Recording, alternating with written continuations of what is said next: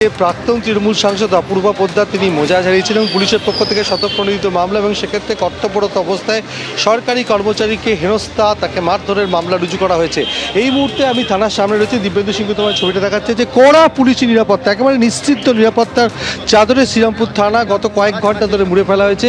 এবং তোমাকে যে ছবিটা দেখাচ্ছে যে কেএম শাহ স্ট্রিট, সেই কেএম শাহ স্ট্রিট ধরে অর্থাৎ শ্রীরামপুরের আদালতের দিক থেকে পায়ে হেঁটে আইনজীবীর পোশাকে প্রাক্তন তৃণমূল সাংসদ অপূর্বা পোদ্দার তিনি চলে আসেন এবং সেখানে তার সঙ্গে ছিলেন তার আইনজীবী এবং সেখানে চন্দননগর কমিশনারেটের শীর্ষ কর্তারাও তারা এই মুহূর্তে শ্রীরামপুর থানায় উপস্থিত রয়েছেন।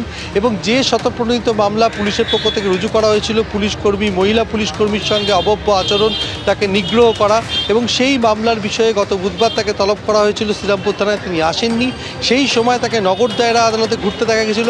আজকে নির্ধারিত সময় 12টার ঠিক আগে 11:50 তিনি এসে পৌঁছন। এবং দিব্যেন্দু তোমাকে ছবিটা দেখাচ্ছে যে এই মুহূর্তে শ্রীরামপুর থানার ভেতরেই রয়েছেন অপূর্বা পোদ্দার। চন্দননগর পুলিশ কমিশনারেটের কর্তারাও আগেই পৌঁছেছিলেন, অপেক্ষা করছিলেন এবং তাকে জিজ্ঞাসাবাদ করার প্রয়োজন রয়েছে।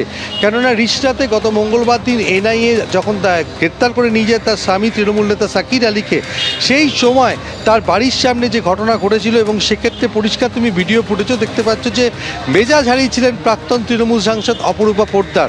এবং তার সঙ্গে মহিলা পুলিশকর্মীদের বচসা, তার থেকে হাতাহাতি, এমনকি তাদেরকে নিগ্রহ করার ঘটনা ঘটেছিল। সেই ঘটনায় তাকে তলব করা হয়েছিল গত বুধবার দিনকে এবং পুলিশের পক্ষ থেকে যে শতপ্রণোদিত মামলা রুজু করা হয়েছে।